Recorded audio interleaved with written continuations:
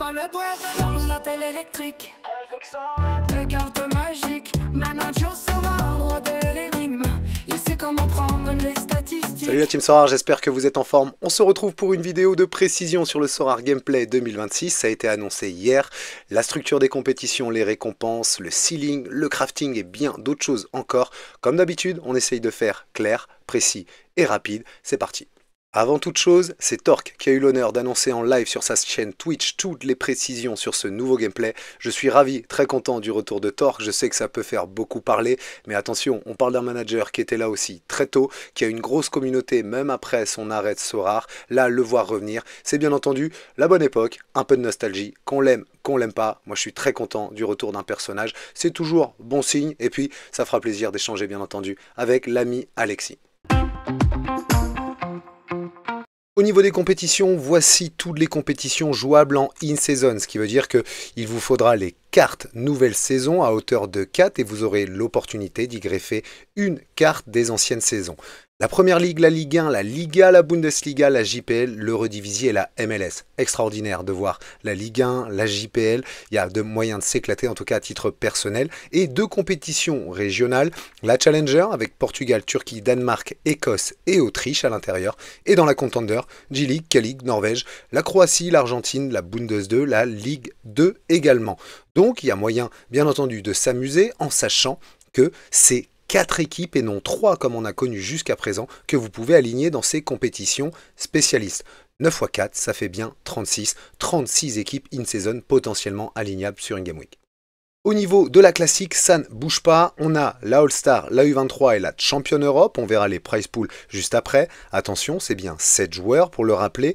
Et là, par contre, il y a un petit point sur la Serie A. En effet, les partenariats n'ont pas été renouvelés pour la Serie A l'année prochaine. Donc, vous pourrez utiliser vos cartes, par exemple de la Juventus d'ancienne saison en Champion classique, donc ici. Mais si vous voulez utiliser une carte Serie A pour venir accompagner 4 cartes in-season, elle sera éligible en Challenger et non pas en Champion parce que dans tous les cas, comme vous le voyez là, vous n'avez pas de Champion. Donc c'est pour ça, en in-season, c'est en Challenger que vous pourrez mettre votre carte Serie A et sinon en classique en Champion Europe. Intéressant pour l'anticipation, voici le lancement des cartes de chaque championnat. Ça commence le 17 juillet avec la Jupiler Pro League. On retrouve l'Écosse ensuite le 21 juillet, etc. Si vous voulez anticiper du coup la sortie de ces cartes, vous le pouvez. Avant de voir les récompenses par division, parce que oui, comme toujours, vous aurez 3 divisions dans chaque compétition. La D1, la D2 et la D3. Maintenant, pour aller dans une de ces divisions, au départ, il y aura des battles. Vous aurez une première journée avec un calendrier annoncé juste ici. Par exemple, pour la JPL, c'est bien le 25 juillet. On va rester sur cet exemple-là. Le 25 juillet, il y aura une division unique. Vous allez conquérir. Le top 20% ira en division 1. Les managers classés entre 20% et 60% en division 2. Les 40% restants iront en division 3. Pour les divisions spécialistes, par exemple Ligue 1, Bundesliga, etc., c'est assez simple, la battle aura lieu lors de la première journée. Par contre, pour la Challenger, la Contender et la Champion Europe classique, ça aura lieu une fois que toutes les ligues concernées seront actives. Si par exemple une ligue commence avant une autre, ça restera une division unique où tout le monde sera mélangé. Mettons les pieds dans le plat tout de suite, les prize pools en limited et en rare in-season sont extraordinaires en division 1. 2500 quand l'année dernière on était à 1800 si je dis pas de bêtises, voire 1500 même dans certaines ligues spéciales comme la Liga ou la Bundesliga. Là 2500, Sorare n'a pas déconné. Attention, cela ne veut pas dire que les prize pools vont rester toute la saison. Il y a un petit astérisque qui peut dire que Sorare peut réajuster ça effectivement si jamais il trouve que c'est trop élevé. Mais regardez, en tout cas, ça donne envie effectivement d'aller en plus avec 4 équipes, essayer de gagner cette division une pour avoir 2500 $. Oui, c'est attractif, c'est appâtant. Bravo Sorare, c'est ce qu'attendait la commu, je pense. Au niveau des prize pools rares, c'est extraordinaire aussi. 4000 $ pour une victoire en D1, en PL. Et puis, vous avez évidemment tout le détail des prize pools. Je ne vais pas faire chaque division. Ce qui nous intéresse, c'est peut-être la Ligue 1.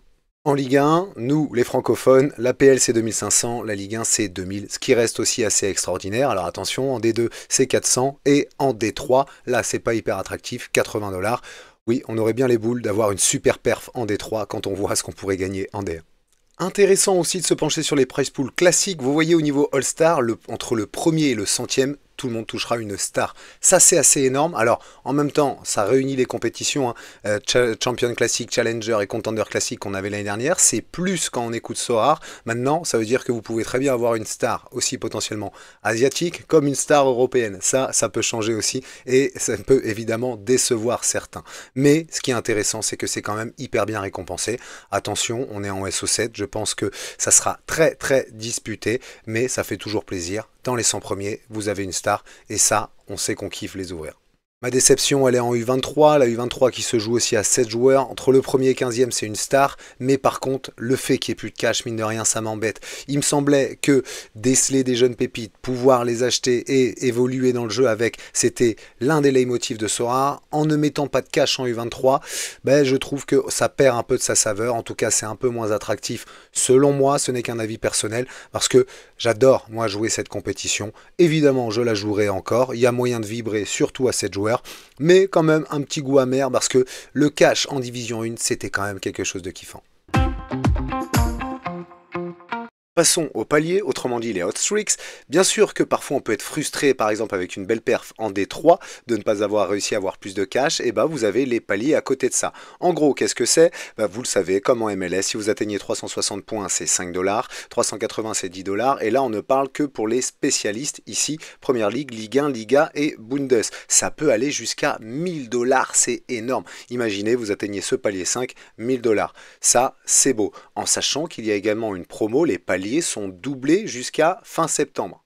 Comme on le voit ici, jusqu'au 26-30, là c'est 2000 $. Si vous arrivez sur le premier mois et demi, par exemple en Ligue 1, à faire 5 fois le palier, là vous serez très très fort. Il y aurait des concours de circonstances, mais si vous arrivez à le faire, c'est 2000 $.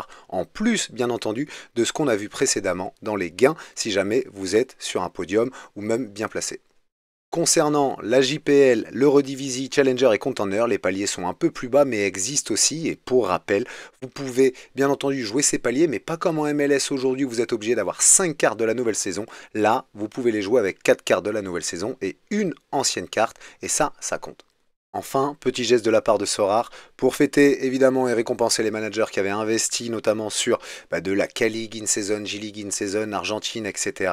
Il y a une petite promo qui est mise en place du 25 juillet au 26 août où les paliers sont abaissés en JPL, Eredivisie, Challenger et Contender. Ce n'est pas 360 mais 250 points, ce n'est pas 380 mais 300 points pour avoir justement 6 $ ou 10 $. Ça, c'est un beau geste, je pense que ça va plaire.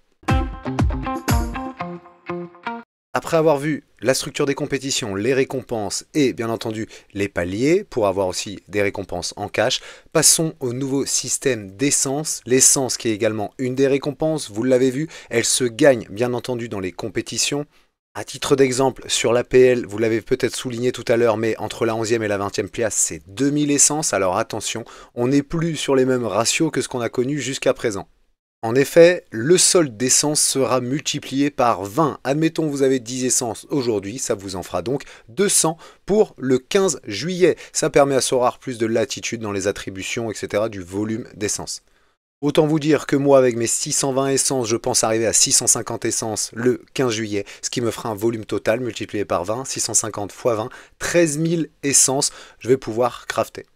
Et donc au niveau du crafting, parlons-en, il faudra 1000 essences pour tenter un tirage. Il n'y a plus de palier T5, T4+, etc. Ça c'est fini, c'est 1000 essences pour tout le monde.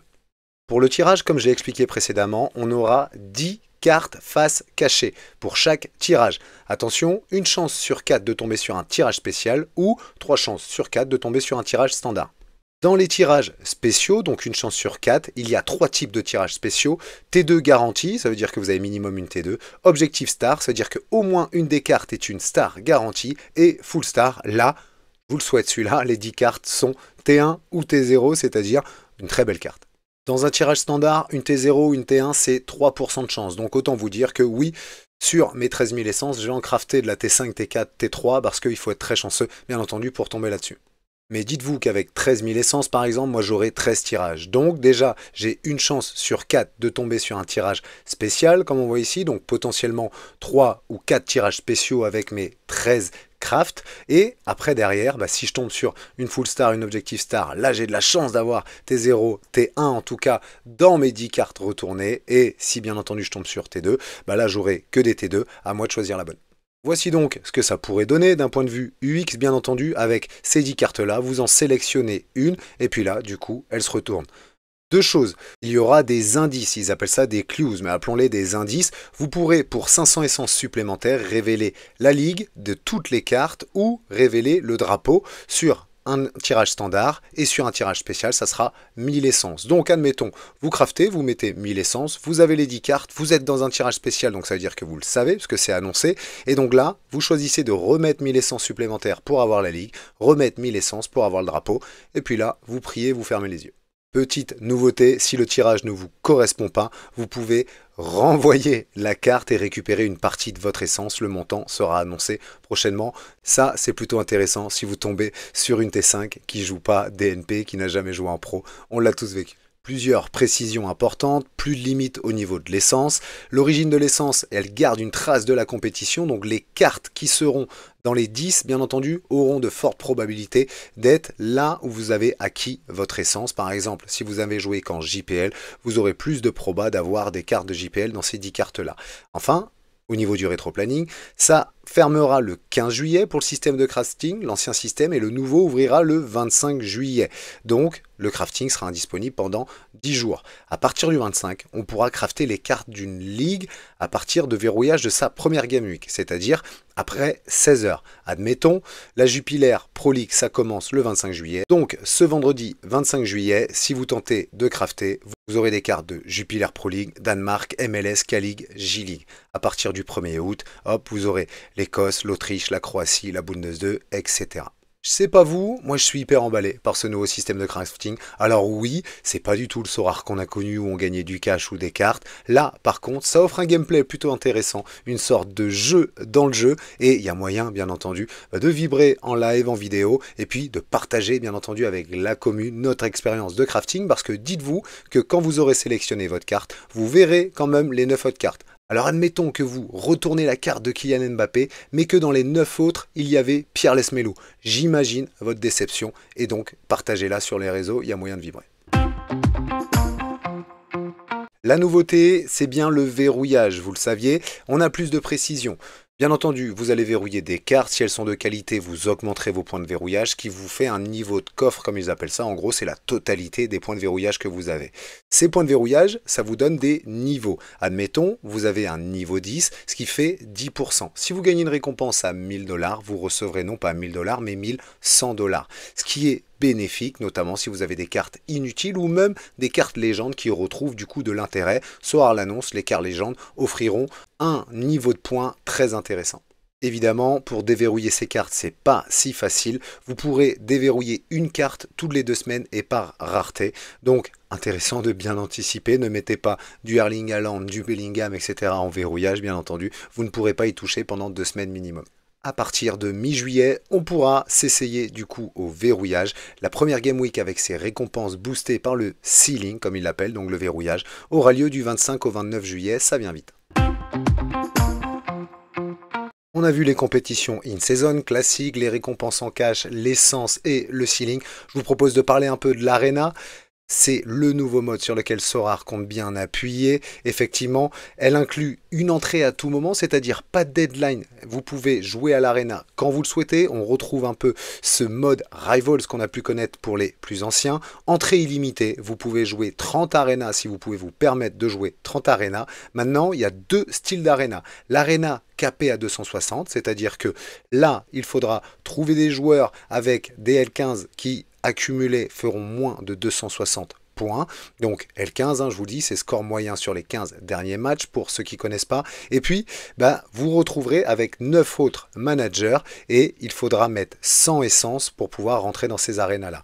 Les arénas non capées, c'est-à-dire là vous pouvez mettre tous les joueurs que vous voulez avec les bonus d'XP activés cette fois-ci, ce qui n'est pas le cas dans l'Arena 260 avant. Vous serez aussi avec 9 managers et pour rentrer, il faudra donner 250 essences.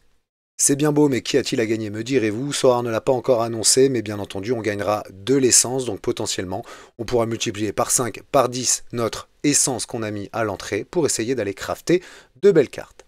Petit rappel également, Sorare avait annoncé des compétitions longue durée. En gros, ça sera des classements cumulatifs sur plusieurs Game Week. La première édition démarre en septembre. Ils vont annoncer bientôt en quoi ça correspond, quelles sont les conditions d'entrée, etc. Mais ça peut apporter aussi du fun dans le gameplay. Surtout qu'ils ont annoncé que ça serait jouable avec les classiques, donc pour donner plus d'utilité à nos cartes des anciennes saisons. Quelques petits points avant de conclure, le bonus de compo sera appliqué à l'ensemble des compétitions permanentes sur Sorare, que ce soit en classique ou en in-season. Vous en avez deux des bonus de compo, un bonus de 4% si jamais vous respectez un L15 de 260, donc le score moyen de l'ensemble de vos joueurs sur les 15 derniers matchs doit être inférieur à 260.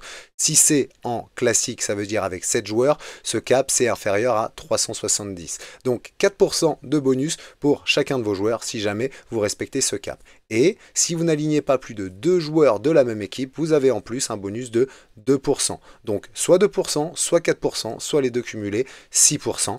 Attention, comme il le précise, ça ne s'applique pas lors des trêves internationales en U23 ou en All-Star, parce qu'effectivement, au niveau des matchs de sélection, ça peut être plus compliqué.